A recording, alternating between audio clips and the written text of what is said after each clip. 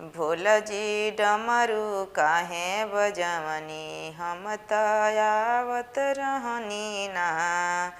भोला जी डमरू काहे बजवनी हम त आवत रहनी ना।